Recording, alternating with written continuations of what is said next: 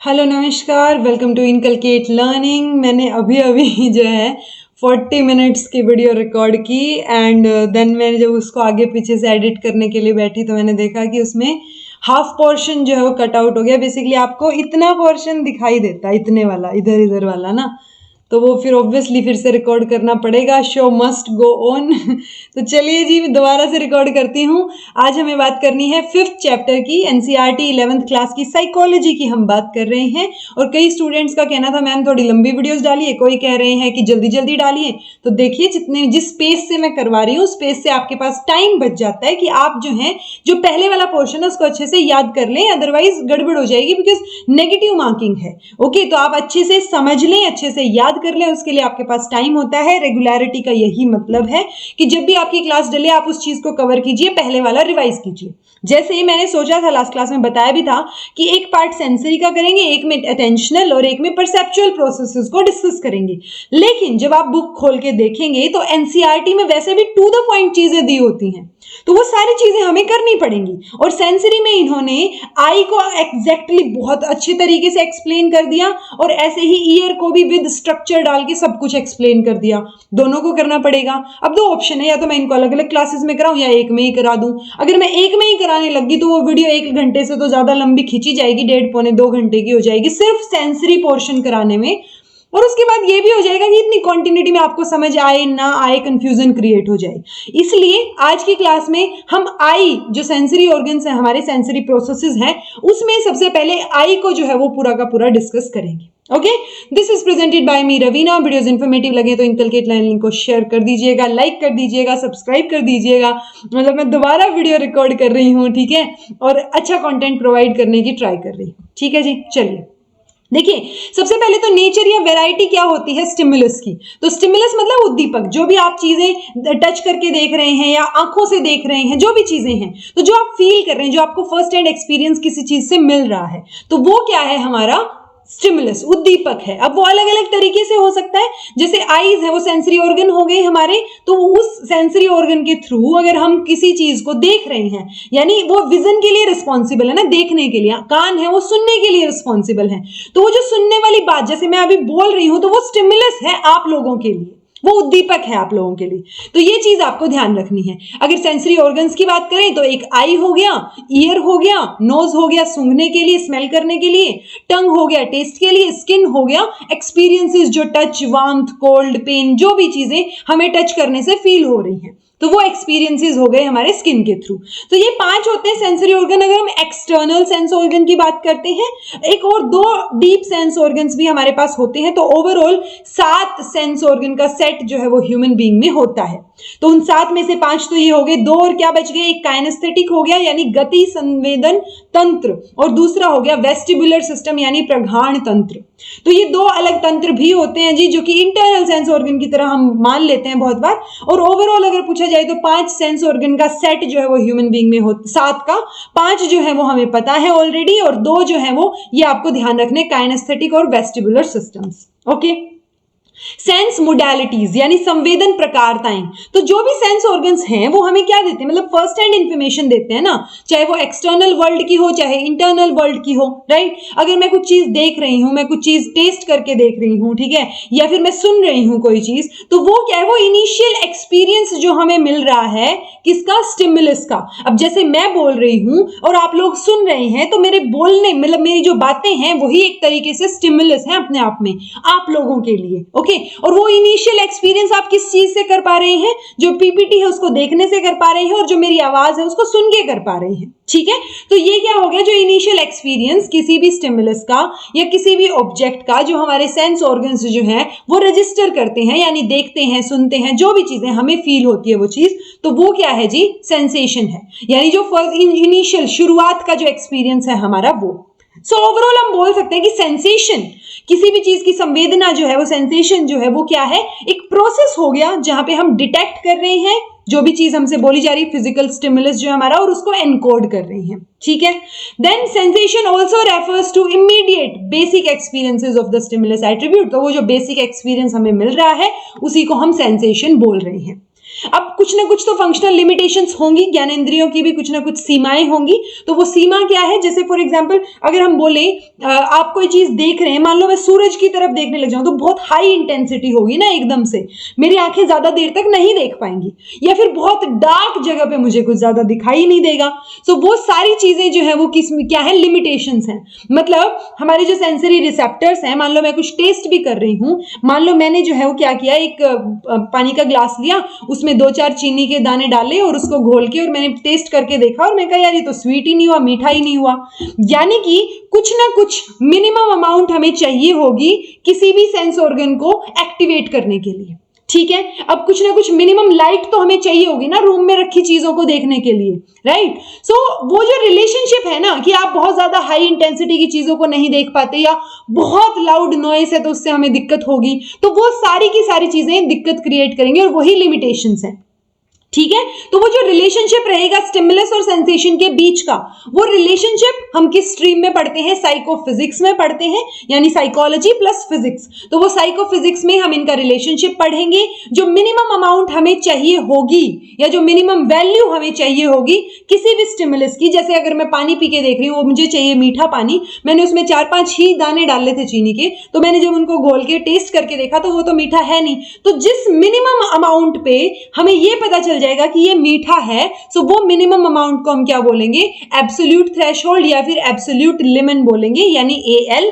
जिसको निरपेक्ष दहेली या निरपेक्ष सीमा भी बोलते हैं। ओके, सो ये चीज आपको पता होनी चाहिए कि जो मिनिमम वैल्यू रहेगी किसी भी स्टिमुलस की जिसकी हमें जरूरत होती है कोई भी सेंसरी ऑर्गन को या सेंसरी सिस्टम को एक्टिवेट करने के लिए। मान लो एक बहुत दूर कोई चीज रख रखी है और मेरे से बोला जा रहा है वो देख के बताओ क्या है, अब मुझे नहीं दिख रहा इतनी दूर का, फिर थोड़ा और पास लेके आए, थोड़ा और पास लेके आए, तो वो जो मिनिमम पॉइंट, मतलब जो मुझे जहां पे मुझे दिख जाएगी वो चीज, सो वो चीज क्या हो जाएगी, हमारी थ्रेशोल्ड, एब्सोल्यूट थ्रेशोल्ड हो जाएगी कि वो दहेली है। उसके बाद हमें मतलब उतना तो हमें चाहिए, अदरवाइज उससे दूर अगर रखा तो हमें नहीं दिखेगी वो चीज, ठीक है। सो वो हमारी एब्सोल्यूट थ्रेशोल्ड रहेगी, एब्सोल्यूट लिमिट या निरपेक्ष दहेली और सीमा। अब बहुत सारे जो स्टिमुलस हमारे होते हैं, जो अलग अलग उद्दीपक होते हैं, उनमें हम डिफरेंशिएट नहीं कर पाते बहुत बार, और ये पॉसिबल भी नहीं है कि हम सब सारे के सारे स्टिमुलस जितने भी स्टिमुलाइज हैं उनको डिफरेंशिएट कर पाए, ठीक है, पॉसिबल नहीं है। बट जब हम डिफरेंशिएट करना चाह रहे हैं दो स्टिमुलस को एक दूसरे से, कि मान लो मैंने 4 दाने डाले थे चीनी के और मुझे मीठा नहीं लगा, फिर मैंने 5 डाल के देखे, 6 डाल के देखे और मैं 20 तक पहुंची, 20 पे जाके मैं एक डिफरेंशिएट कर पा रही हूं कि जब ये 4 डाले थे उस टाइम पे और 20 डाले थे उस पे क्या फर्क है। तो वो जो स्टिमुलस में डिफरेंस हम समझ पा रहे हैं ना, दो अलग अलग स्टिमुलस में क्या डिफरेंस है वो जो समझ पा रहे हैं, तो वो जो स्मॉलेस्ट डिफरेंस रहेगा वैल्यूज के बीच में वो क्या रहेगा, डिफरेंस थ्रेशोल्ड और डिफरेंस लिमिट, ठीक है। मान लो मुझे ये समझ आ गया कि 5 दाने डाल रखे थे, या लगा लो 20-25 लगा लो, 25 दाने पे मुझे मीठा नहीं लग रहा था वो इतना, ठीक है। लेकिन जैसे ही 27वां दाना डाल के हमने वापस से उसको डिसोल्व किया तो वहां से मुझे मीठा लगा वो पानी, तो वो जो बीच में डिफरेंस बच गया ना, स्मॉलेस्ट डिफरेंस कि दो स्टिमुलस के बीच का डिफरेंस हम बता पा रहे हैं, तो वो स्मॉलेस्ट डिफरेंस क्या रहेगा जी, डिफरेंस थ्रेशोल्ड या डिफरेंस लिमिट या फिर भेद दहेली, यानी हम भेद कर पा रहे हैं, डिफरेंशिएट कर पा रहे हैं, और इसको डीएलबी बोल सकते हैं, ठीक है। अच्छा, तो सबसे पहला हमारा आता है जी सेंस ऑर्गन आई डिटेल में पढ़ेंगे और इसीलिए सिर्फ आई के बारे में ही डिस्कशन करेंगे क्योंकि आपकी एनसीईआरटी में हर एक लाइन इंपॉर्टेंट है, तो मैंने डिटेल में चीजें इंक्लूड की हैं और मैं समझाने की कोशिश भी करती हूँ। ओके, तो देखिए आईज जो है वो बहुत सेंसिटिव पार्ट होते हैं। अब बहुत ज्यादा अगर इंटेंसिटी की लाइट है, जैसे मैंने सूरज का एग्जाम्पल दिया, तो हम नहीं देख पाएंगे, बहुत डिम लाइट है तो भी हमें चीजें नहीं दिखेंगी अच्छे से। तो वो जो थ्रेशोल्ड है ना, मतलब वो जो वेवलेंथ है जो हमारी आंखों के लिए ठीक है और हमें चीजें दिख जाएंगी, समझ आ जाएंगी, वो क्या है 380 नैनोमीटर और 780 नैनोमीटर, यानी 380 से लेके 780 नैनोमीटर तक अगर मुझे कोई चीज दिख रही है इस इंटेंसिटी में तो मुझे दिखेंगी चीजें, समझ भी आ जाएंगी। ओके, लेकिन अगर 380 और 780 से, मतलब 380 से कम 780 से ज्यादा नैनोमीटर की चीजों को हम देखेंगे तो वो हमारी आंखों के लिए जो है जी हार्मफुल होंगी। उससे बियॉन्ड 780 से ज्यादा और 380 से कम नैनोमीटर की वेवलेंथ को हमारी आंखें अच्छे से नहीं देख पाएंगी और वो हमारे लिए हार्मफुल होंगी। ओके, चलिए, आउटर लेयर की बात करें तो आई की बात कर रहे हैं हम, तो ये आई का स्ट्रक्चर भी आपको दिख रहा होगा, मैंने हिंदी के वर्ड्स भी इसी के साथ लिख दिए हैं आप लोगों के लिए इसी स्ट्रक्चर में, ठीक है। जैसे कॉर्निया है तो श्वेत पटल बोलेंगे, विट्रस ह्यूमर काचाभ द्रव बोलेंगे या गर्तिका बोलेंगे फोबिया को। तो ये चीजें आपको पता होनी चाहिए कि इसको क्या बोलते हैं, स्पेसिफिकली हिंदी वालों को यहां से अच्छे से समझ आ जाएगा। ओके, आउटर लेयर, 3 लेयर्स की बात करेंगे, आउटर लेयर, मिडिल लेयर और इनर लेयर आई की। तो जो आउटर लेयर होती है एक ट्रांसपेरेंट कॉर्निया होता है और जो एक टफ पार्ट होता है स्क्लेरा, ठीक है, जो कि पूरी की पूरी बची हुई आंख को कवर करेगा। तो ये जो कॉर्निया है, ये ट्रांसपेरेंट कॉर्निया यहां पे है, इसके अलावा जो बची हुई आंख को कवर कर रहा है एक टफ पार्ट, उसको स्क्लेरा बोल रहे हैं, और हिंदी में भी इसको ऐसे ही लिखेंगे, स्क्लीरा, ऐसे। ओके, तो वो जो हिंदी में वर्ड एग्जैक्टली हैं वो मैंने लिख रखे हैं, जो नहीं है वो वैसे ही लिखे जाएंगे जैसे इंग्लिश में बोले जा रहे हैं, ठीक है जी। तो ये हो गई आउटर लेयर। अब कोई भी चीज की आउटर लेयर तो प्रोटेक्ट करने के लिए होती है ना, जैसे मान लो आपकी गाड़ी खड़ी है घर के बाहर और आपने उसको कवर कर रखा है, तो वो आउटर लेयर हो गई उसकी, कि हम चाह रहे हैं कि बारिश वारिश जब आए या बहुत ज्यादा धूप हो तो वो हमारी गाड़ी जो है थोड़ा प्रोटेक्टेड रहे। तो यहाँ पे हमारी आंख की प्रोटेक्शन ये आउटर लेयर कर रही है, जिसमें हम कॉर्निया और स्क्लेरा को याद रखेंगे, तो ये शेप को मेंटेन रखेंगे और हमारी आंख को प्रोटेक्ट करेंगे। मिडिल लेयर की बात करेंगे, मिडिल लेयर हो गई कोरोइड, जिसको रंजित पटल बोलेंगे, जो कि बहुत सारी ब्लड वेसल्स उसके अंदर हमें दिखेंगी। तो यहाँ पे ब्लड वेसल्स होंगी ताकि ब्लड जो है वो हमारी आंख में ट्रांसफर हो पाए, एक जगह से दूसरी जगह पे आंख में ब्लड पहुंच पाए, ठीक है। इनर लेयर रहेगी जी रेटिना। तो इनर लेयर रेटिना जो है उसमें फोटो रिसेप्टर्स होते हैं बहुत सारे। अब ये जो फोटो रिसेप्टर यानी प्रकाशग्राही हैं, जो कि कोई भी मतलब रिसेप्ट करने का काम करेंगे, जो लाइट आ रही है ना, फोटो मतलब लाइट एक तरीके से, तो जो लाइट आ रही है उसको रिसेप्ट करेंगे, ग्रहण करेंगे, ठीक है। तो ये प्रकाशग्राही हो गए। इसमें यूजुअली 2 फोटो सेंसिटिव सेल्स होते हैं, जैसे वैसे तो 5 होते हैं बट हम 2 को ही मेजरली पढ़ते हैं, रोड्स और कोन्स। तो रोड मतलब दंड, रोड की शेप के होते हैं इसलिए इसको रोड्स बोला जाता है, इस तरीके की शेप के, और ये कोन्स वाली शेप रहेगी कोन, ठीक है। तो कोन को शंकु बोलते हैं और रोड को दंड बोलते हैं, ठीक है। तो ये 2 तरीके के होंगे और एक इंटरकनेक्टिंग न्यूरॉन्स का पूरा नेटवर्क होगा हमारी इनर लेयर में। ओके, न्यूरॉन्स का अगर नेटवर्क होगा तो न्यूरॉन्स के थ्रू एक न्यूरॉन से दूसरी न्यूरॉन, दूसरे से नेक्स्ट न्यूरॉन, ऐसे इंफॉर्मेशन जो हमने आंख के थ्रू देखी है वो हमारे दिमाग तक पहुंचेगी। ओके, चलिए, आई जो है उसको कंपेयर कर लिया जाता है बहुत बार कैमरा से। तो ये 3 लेयर पढ़ी ना हमने, वो ध्यान रखिएगा कि सबसे पहले आउटर लेयर कॉर्निया और स्क्लीरा पढ़ते हैं, मिडिल लेयर में कोरोइड बोल देते हैं जिसमें ब्लड वेसल्स होंगी, मतलब आउटर लेयर सिर्फ हमारी प्रोटेक्ट करेगी, मेंटेन करेगी शेप को, ठीक है, और आई को प्रोटेक्ट करके रखेगी। मिडिल लेयर में ब्लड वेसल्स होंगी जो कि ब्लड ट्रांसफर करेंगी इधर उधर। रेटिना वाला जो इनर लेयर वाली पार्ट है जिसको हम रेटिना भी बोल देते हैं, तो वो इनर लेयर में ये फोटो रिसेप्टर्स होंगे और बहुत सारे न्यूरॉन्स होंगे जो कि चीजों को मतलब इंफॉर्मेशन को एक जगह से दूसरी जगह पहुंचाएंगे। आई जो है उसको कैमरा से कंपेयर कर दिया जाता है क्योंकि आई में भी लेंस होता है और कैमरा में भी लेंस होता है। ये हमारी आंख का लेंस है, ये देखिए, ठीक है। अच्छा, अब ये जो लेंस है ना, अब आपको ध्यान क्या रखना है कि एक तो हमने पढ़ा कॉर्निया जो हमारी आउटर लेयर में पढ़ा, ठीक है। देन हमने पढ़ा है कि लेंस भी है, अगर लेंस है तो उसके बाहर अंदर जाके रेटिना भी है। ओके, तो जो कॉर्निया और लेंस के बीच का पार्ट है, यानी कि जो ये जो लेंस जो है वो डिवाइड कर देता है हमारी आंख को, एक तो ये वाले भाग में और एक ये जो अंदर वाला भाग बच गया इसमें। तो ये इक्वल पार्ट तो नहीं है, जैसे ब्रेन में हमने पढ़ा था कि 2 इक्वल पार्ट में डिवाइड हो रहा है ऊपर वाला पोर्शन, जो हमने फोर ब्रेन का पार्ट पढ़ा था ना कि 2 हेमिस्फीयर हैं अलग अलग, तो वो तो इक्वल थे, लेकिन यहाँ पे इक्वल पार्ट नहीं है। आप देख भी सकते हैं कि ये जो लेंस से इधर वाला पार्ट है ये छोटा है और लेंस से इधर वाला पार्ट बहुत बड़ा है। तो 2 अनइक्वल पार्ट में हमारा लेंस जो है वो क्या कर रहा है, डिवाइड कर रहा है। तो जो कॉर्निया और लेंस के बीच का पार्ट है उसको हम क्या बोलते हैं जी, एक्वस चैम्बर, यानी एसी। और जो लेंस और रेटिना के बीच का पार्ट है उसको हम बोलते हैं विट्रस चैम्बर, ठीक है, वीसी। और एक्वस चैम्बर, एक्वस एक्वा के लिए यूज होता है, वाटर के लिए। सो एक वाटर लाइक सब्सटेंस होगा जो कि लेंस और कॉर्निया के बीच में होगा, तो उसको हम बोलेंगे एक्वस ह्यूमर, AH। एक जो है विट्रस चैम्बर है, तो विट्रस ह्यूमर होगा, यानी जिसके अंदर जेली लाइक प्रोटीन होगा जो कि लेंस और रेटिना के बीच में होगा, जिसको हम बोल रहे हैं विट्रस ह्यूमर, ठीक है। तो ये चीज आपको याद रखनी है, कॉर्निया, लेंस, रेटिना। कॉर्निया और लेंस के बीच के पार्ट को एक्वस चैम्बर बोल रहे हैं क्योंकि उसमें एक्वस ह्यूमर होता है, एक वाटर लाइक सब्सटेंस होता है। लेंस और रेटिना के बीच में विट्रस चैम्बर होता है जिसके अंदर विट्रस ह्यूमर यानी एक protein like jelly like part वहां पे दिखेगा आपको। ओके, क्लियर, ये चीज याद होनी चाहिए आपको।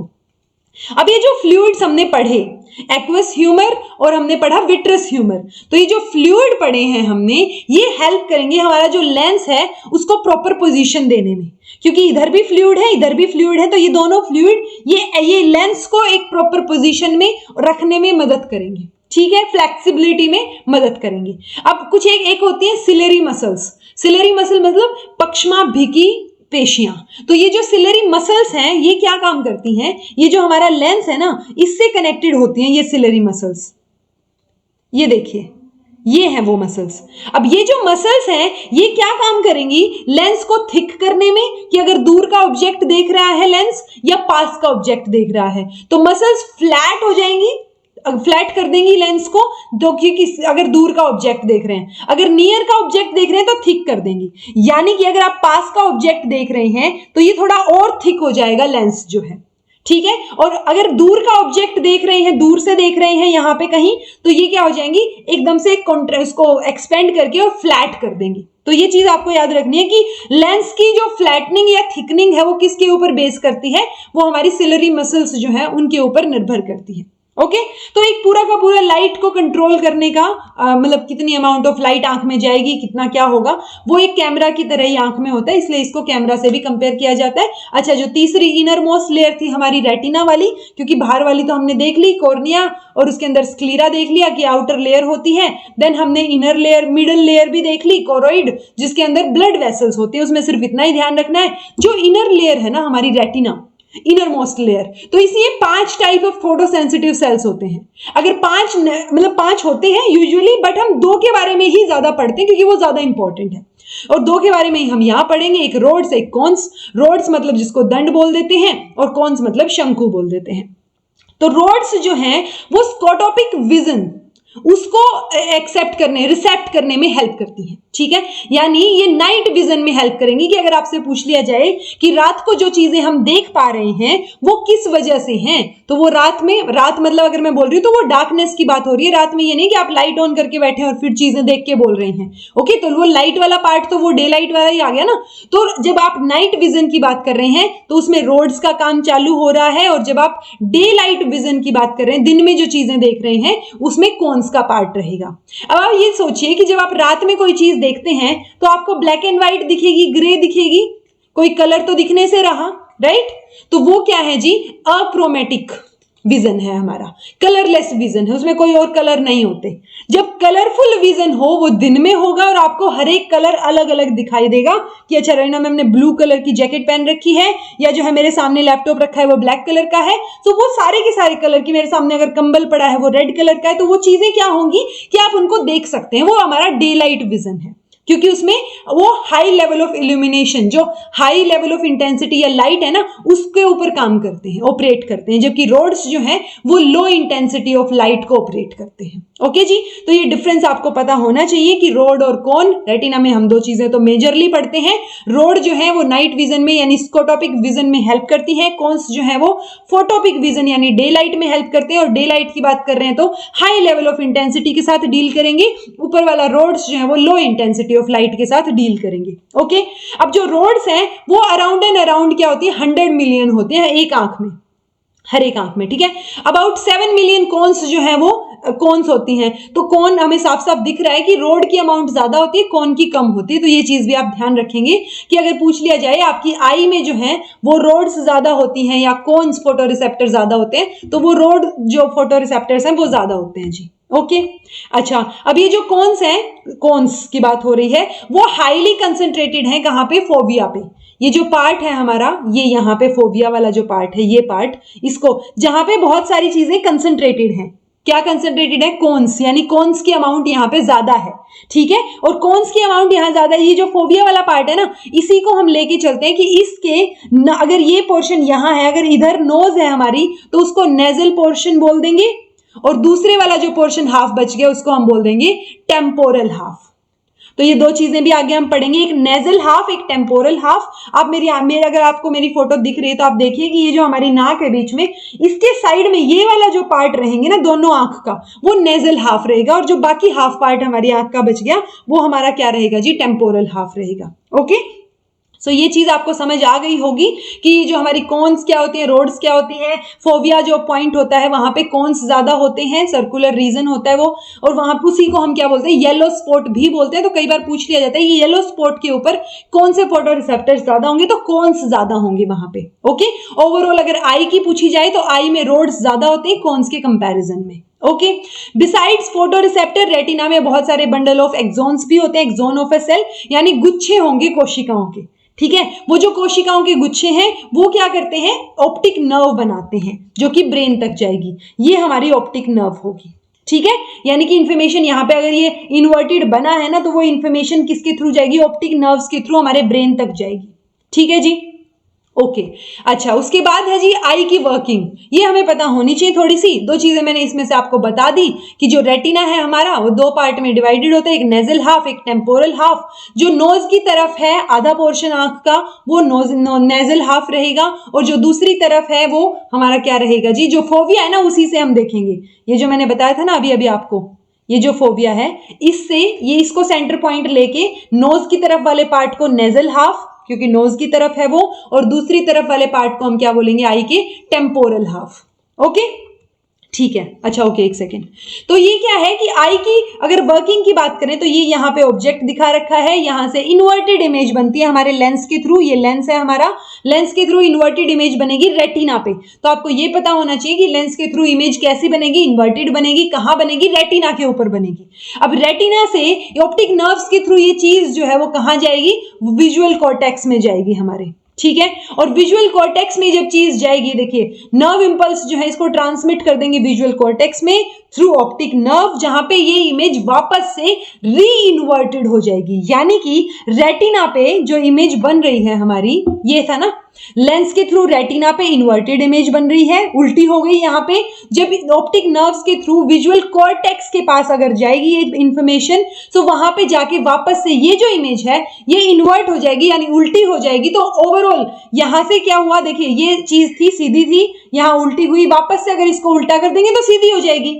राइट, सो आपको ये ध्यान होना चाहिए कि रेटिना पे इन्वर्टेड इमेज बनती है और वापस विजुअल कॉर्टेक्स में जाके उसको वापस से री इन्वर्ट होके वो हमें सीधी दिखाई देती है। ओके, सो ये हमने क्या समझा वर्किंग में कि जो हमारा कॉर्निया है, लेंस है, उसके थ्रू होते हुए रेटिना के ऊपर हमारी इमेज बन गई, रेटिना से ऑप्टिक नर्व्स के थ्रू होते हुए जो न्यूरॉन्स थे नर्व्स के थ्रू होते हुए विजुअल कॉर्टेक्स के ऊपर वापस से हमारी सीधी मतलब सही इमेज बन जाएगी, जो हमें पता चलेगा कि अच्छा ये पेड़ है। और आप ये सोचिए कि आप देखते ही अगर बता रहे हैं ये पेड़ है तो कितनी जल्दी वो प्रोसेस हो रहा होगा। ओके, ठीक है जी। फिर आता है अडेप्टेशन, यानी हमारी आंखें जो अडेप्ट करती हैं। अगर मैं अंधेरे में जा रही हूं एकदम तो अंधेरे के प्रति अडेप्ट होंगी, अगर मैं लाइट में जा रही हूं एकदम तो लाइट में मुझे थोड़ा टाइम लगेगा एकदम से, अगर मैं ब्राइट लाइट में जा रही हूं।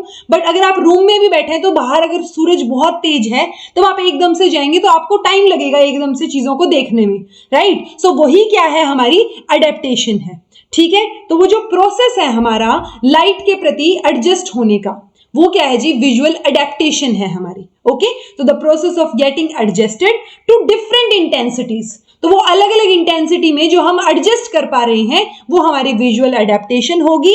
लाइट अडेप्टेशन, डार्क अडेप्टेशन, दो टाइप की चीजें होंगी कि हम अपने आप को अनुकूल बना रहे हैं लाइट के प्रति, तो वो लाइट अनुकूलन हो जाएगा, लाइट अडेप्टेशन। और अगर डार्क के प्रति अडेप्ट कर रहे हैं तो वो क्या हो जाएगा, हमारा डार्क अडेप्टेशन, यानी कि हिंदी में बोलेंगे तम वय अनुकूलन और प्रकाश अनुकूलन। ठीक है, सो लाइट को बोल रहे हैं प्रकाश और अडेप्टेशन यानी कि अनुकूलन, यानी आप प्रकाश के लिए खुद को अनुकूल कर रहे हैं, अडेप्ट कर रहे हैं।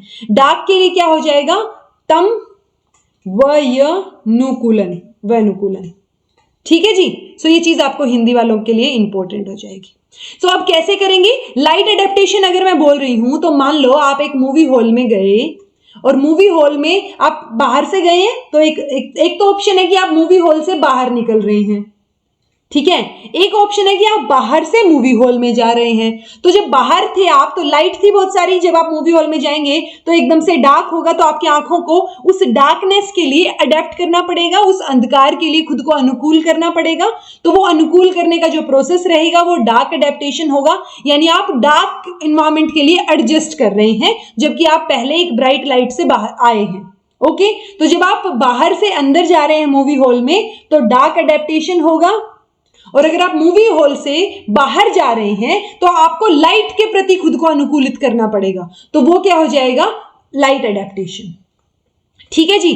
सो ये चीज आपको समझ आनी चाहिए कि लाइट एडेप्टेशन मतलब वो प्रोसेस जो कि एडजस्ट कर रहा है to bright light after exposure to dim light, यानी मूवी हॉल में आप डिम लाइट में थे और वहां डिम लाइट के एक्सपोजर के बाद आपको एडजस्ट करना है बाहर की ब्राइट लाइट के लिए, तो वो लाइट एडेप्टेशन हो गया। अगर मैं बाहर प्रोसेस को अगर इस प्रोसेस की बात करें तो आप एडजस्ट कर रहे हैं डिम इल्यूमिनेटेड एनवायरमेंट के लिए after exposure of bright light, यानी आप बाहर थे, ब्राइट लाइट थी, जैसे ही मूवी हॉल में गए तो डार्कनेस आ गई, जब उस डिम लाइट के लिए आपको अडेप्ट करना पड़ रहा है तो वो डार्क एडेप्टेशन हो जाएगा। ठीक है जी। तो ये दो अडेप्टेशन आपको पता होनी चाहिए, बट ये अडेप्टेशन हो क्यों रहे हैं या किस वजह से हो रहे हैं, तो ये फोटोकेमिकल प्रोसेसेस की वजह से हो रहे हैं जी। कुछ एक फोटोकेमिकल प्रोसेसेस हैं जो हमारी बॉडी में चलेंगे आंखों में, और उसकी वजह से ये डार्क एडेप्टेशन और लाइट एडेप्टेशन होगा। अब हमने अभी अभी पढ़ा था कैसे होते हैं, ये बताती हूं मैं। रोड हमने पढ़ी थी दंड, और हमने कोन्स पढ़े थे शंकु। ये रहा कोन्स, ठीक है, शंकु, ये दो चीजें पढ़ी थी कि ये फोटो रिसेप्टर्स हैं, वो रिसेप्ट करेंगे लाइट को। तो जो रोड्स है ना, उनमें एक फोटो सेंसिटिव केमिकल सब्सटेंस होता है, यानी लाइट के प्रति वो सेंसिटिव है कि जैसे ही ज्यादा लाइट में आप उसको एक्सपोज करेंगे अपनी आंखों को, तो वो जो फोटो केमिकल सब्सटेंस है जिसको हम रोडोप्सिन या विजुअल पर्पल बोलते हैं, तो वो ब्रेक डाउन हो जाएगा। ठीक है, तो वो जैसे ही ब्रेक डाउन होगा उसकी वजह से क्या होगा, आप लाइट में जो है चीजों को ठीक से देख पाएंगे, मतलब वो लाइट एडेप्टेशन होगा हमारा। सो बाय एक्शन ऑफ लाइट, जैसे ही लाइट का एक्शन होगा ये केमिकल सब्सटेंस जो है वो ब्रेक डाउन हो जाएगा, और इस तरीके से लाइट जो है उसके प्रति हम अडेप्ट कर पाएंगे खुद की आंखों को। ठीक है, दूसरा प्रोसेस क्या है कि अब अगर ये ब्रेक डाउन हो रहा है लाइट में जाने से, तो डार्क में जाने से तो बनना चाहिए, मतलब उल्टा प्रोसेस होगा। तो जैसे ही आप डार्क एनवायरमेंट में जाएंगे तो ये जो रोडोप्सिन, ये जो विजुअल आपका फोटो सेंसिटिव केमिकल सब्सटेंस था, ये ब्रेक डाउन हुआ था, अब इसे वापस से बनना शुरू होगा। अब ये पिगमेंट बनना किसकी वजह से शुरू होगा, with the help of vitamin A. लेकिन अगर आपकी बॉडी में विटामिन ए की कमी है तो ये बन नहीं पाएगा ना अच्छे से, तो विटामिन ए की हेल्प से ये पिगमेंट अंधेरे में जाते ही वापस से बनना शुरू होगा, और तब हमारे पास क्या हो रहा होगा, डार्क एडेप्टेशन। तो इसलिए अगर आपने नोटिस किया हो कभी, तो आप जब अंधेरे में जाते हैं तो आपको ज्यादा टाइम लगेगा चीजों के लिए अडेप्ट होने में। जब आप रोशनी में आते हैं तो उस टाइम पे जैसे ही आप लाइट में आएंगे तो आपको कंपैरेटिवली कम टाइम लगेगा और आपको चीजें दिखने लग जाएंगी। ओके, वो कम ज्यादा टाइम क्यों लग रहा है, क्योंकि कोई भी, मान लो मैं कोई ग्लास है मेरे पास कांच का और मैंने एकदम से गिरा दिया, टूट जाएगा एकदम से। तो कोई भी चीज का ब्रेक डाउन कंपैरेटिवली इजी होगा एज कंपैरिजन टू उसका बनना। तो जब ब्रेक डाउन हो रहा है तो वो लाइट एडेप्टेशन हो रहा है, लेकिन वही चीज जब अंधेरे में जाने से बन रही है और वो भी विटामिन ए की हेल्प से बन रही है, तो वहां पे क्या है, थोड़ा सा टाइम लग रहा है। ये बताने का क्या तात्पर्य है कि डार्क एडेप्टेशन जो है वो एक स्लोअर प्रोसेस है, आराम से होगा as comparison to light adaptation. या इसको उल्टा भी बोल सकते हैं कि लाइट एडेप्टेशन जो है वो एक फास्टर प्रोसेस है डार्क एडेप्टेशन के कंपैरिजन में। ओके, तो ये डार्क एडेप्टेशन, लाइट एडेप्टेशन, दोनों चीजें आपको समझ आनी चाहिए। कौन सा प्रोसेस किससे ज्यादा है, कौन सा पहले होता है, कौन सा बाद में होता है, कैसे होता है, वो पता होना चाहिए। लेकिन अगर किसी में विटामिन ए की कमी है, यानी आप डेफिशिएंट है, विटामिन ए की आपके अंदर कमी है, तो आप डार्क एडेप्टेशन अच्छे से नहीं अचीव कर पाएंगे। क्योंकि डार्क एडेप्टेशन किस वजह से हो रहा है, जो विटामिन ए की हेल्प से हमारा पिगमेंट वापस से बन रहा है, उस वजह से हम अंधेरे में देख पा रहे हैं, राइट, ये तो पता है। तो अगर वो आपके अंदर कमी है विटामिन ए की और ज्यादा ही कमी है, मतलब एक तो है कि आप में थोड़ी सी कमी है बट इतनी नहीं है कि आप, इतनी कमी है कि आपको टाइम ज्यादा लग रहा है अंधेरे में देखने में, एक है कि आपको दिख ही नहीं रहा है अंधेरे में, तो वो क्या रहेगा जी, नाइट ब्लाइंडनेस जो है वो हमारा हो जाएगा। ओके, जैसे रोड्स में रोडोप्सिन होता है, आर से रोडोप्सिन, वैसे ही कोन्स में आयोडोप्सिन होता है। तो आप ये याद रखेंगे, ठीक है। एक पैरेलल केमिकल जिसको हम मानते हैं कि कौन में प्रेजेंट होता है उसको आयोडोप्सिन बोलते हैं। सो किस में कौन सा पिगमेंट प्रेजेंट है वो आपको पता होना चाहिए। डार्क एडेप्टेशन कैसे होता है, लाइट एडेप्टेशन कैसे होता है, पूरा का पूरा प्रोसेस पता होना चाहिए, किस वजह से होता है, कौन सा जो है जल्दी हो जाएगा, कौन सा टाइम लेगा, वो भी पता होना चाहिए विद एग्जाम्पल। ठीक है जी। अगर एग्जाम्पल के साथ आपको चीजें याद होंगी तो आप उसको एग्जाम्पल को खुद को समझा के भी क्वेश्चन को सोल्व कर सकते हैं। फिर आता है जी कलर विजन यानी रंग दृष्टि। तो कलर जो है ऐसे नोट किया जाता है कि ये साइकोलॉजिकल प्रॉपर्टी है हमारे सेंसरी एक्सपीरियंसेस की, और साइकोलॉजी हम पढ़ रहे हैं, ठीक है। यानी कि ये हमारे ब्रेन में जो है इंफॉर्मेशन, जो एक्सटर्नल वर्ल्ड से हमें इंफॉर्मेशन आएगी वो ब्रेन में इंटरप्रेट की जाती है, और तब हमें पता चलता है कि अच्छा ब्रेन में इंटरप्रेट करने के बाद हम बता पाते हैं कि अच्छा ये कलर है, ये ब्लू है, ये रेड है, ये व्हाइट है। ओके, सो वो जो विजुअल स्पेक्ट्रम है वो मैंने आपको बता ही रखा है, 380 से 780 नैनोमीटर याद रखेंगे। 380 से कम की लाइट है, 780 नैनोमीटर से ज्यादा की लाइट है, तो वो दोनों ही हमारे लिए हार्मफुल रहेंगे हमारी आंखों के लिए। जो हमारा सनलाइट आती है हमारी, वो 7 कलर्स की बिल्कुल ऐसे परफेक्ट मिक्सचर होता है, और वो 7 कलर्स होते हैं जी विबग्योर, VIBGYOR, V से वायलेट, R से रेड। अब ये भी याद रख सकते हैं कि जब विबग्योर में आप V से R की तरफ जा रहे हैं, सो वेवलेंथ को ऐसे डिनोट करते हैं, वेवलेंथ जो है वो इंक्रीज हो रही होती है, बढ़ रही होती है। इस एग्जाम्पल को कैसे याद रख सकते हैं, मुझे भी पहले याद नहीं रहता था, देन मैंने रियलाइज किया कि रेड मतलब वेवलेंथ ज्यादा ना, अगर वेवलेंथ ज्यादा है तभी तो हमें रेड लाइट पे जो सिग्नल्स है वहां पे रेड का एक महत्व है ना, कि रेड दिखना चाहिए, दूर से रुक जाए, राइट। ग्रीन चलो दिखे ना दिखे, बट रेड दिखना चाहिए कि कहीं एक दूसरे में टक्कर ना मार दे कि भाई रेड सिग्नल है, रुक जाओ अभी के लिए, राइट। तो रेड की वेवलेंथ ज्यादा होती है, इसलिए उसको लाइट, जो सिग्नल लाइट्स है उसकी तरीके से यूज किया जाता है। So we say violet, indigo blue, green yellow, orange red, और वायलेट की अगर हम रेड से कंपेयर करें तो वेवलेंथ सबसे कम होगी और रेड की जो है वो सबसे ज्यादा होती है। अब डायमेंशन अगर देखें कलर का, तो हम 3 तरीके के डायमेंशन, जो बेसिक डायमेंशन है उनका अनुभव लेते हैं, एक्सपीरियंस करते हैं। एक है ह्यू जिसको वर्ण बोलेंगे, एक है सैचुरेशन जिसको संतृप्ति बोलेंगे, और एक है ब्राइटनेस। तो ब्राइटनेस का भी इन्होंने दे रखा है, उसका मतलब देख लीजिएगा, वो मेरे सॉफ्टवेयर में लिखा नहीं गया, ऐसे विधा करके कुछ उन्होंने लिख रखा है, तो वो देख लीजिएगा, ठीक है जी। ओके, अब ह्यू क्या होता है, तो ये क्रोमेटिक कलर्स की प्रॉपर्टी होती है। हमने 2 पढ़े थे ना, एक एक्रोमेटिक, एक क्रोमेटिक। एक्रोमेटिक में क्या थे, कलरलेस थे, जिसमें हम ब्लैक व्हाइट ग्रे को ले रहे थे। क्रोमेटिक में हम कलरफुल चीजों को ले रहे हैं, रेड ग्रीन येलो ये सब चीजें, तो वो क्रोमेटिक में आ गई। तो ह्यू जो है, वर्ण जो है, वो क्रोमेटिक कलर्स की प्रॉपर्टी होती है, एक्रोमेटिक की नहीं होती, ये चीज आपको पता होना चाहिए। अब ह्यू होता क्या है, तो बेसिकली जो कलर का नाम होता है उसी को ही हम बोल देते हैं। जैसे कि भाई सिंपल वर्ड्स में बोले कि ये रेड है, ये ब्लू है, ये ग्रीन है, तो वो ह्यू है उसका।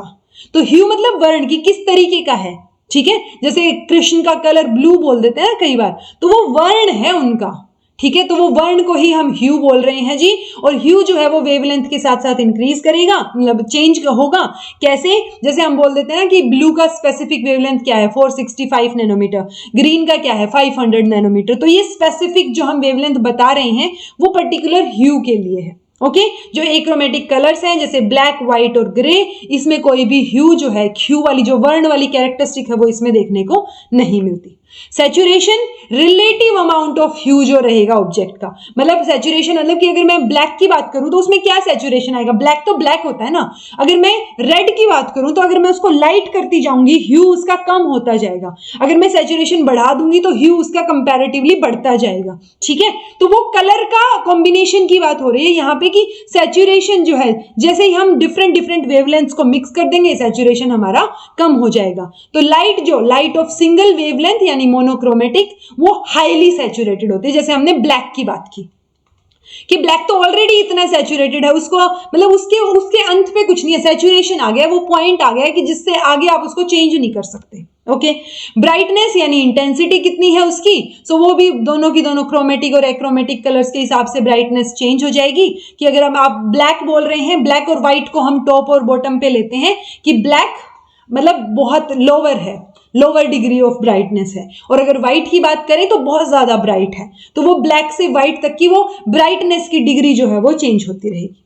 कलर मिक्सचर की बात करें तो 3 कलर हम प्राइमरी कलर्स मानते हैं, ये आपकी एनसीईआरटी में मेंशन है। लेकिन अगर मैं रीसेंट की बात आपको बताऊं, रीसेंट अपडेशंस या साइकोलॉजी जब आप मास्टर्स कर रहे हो उस टाइम जो आपको बताई जाती हैं चीजें, तो वो 4 कलर माने जाते हैं जी प्राइमरी कलर्स में। मान लो आपको क्वेश्चन दे दिया कि प्राइमरी कलर्स सिलेक्ट कीजिए, ठीक है, और वहां पे आपको दे रखे हैं रेड ब्लू ग्रीन येलो, एक दे दिया रेड ब्लू ग्रीन, या फिर रेड और ब्लू दे दिया सिर्फ, ठीक है, एक रेड ब्लू ग्रीन और पर्पल दे दिया, तो इस तरह, या फिर नन ऑफ द अबव बोल दिया। तो अगर 4 का ऑप्शन कहीं दे रखा है तो चौथा कलर जो प्राइमरी कलर्स में आप लेके चलेंगे वो आपका येलो होगा।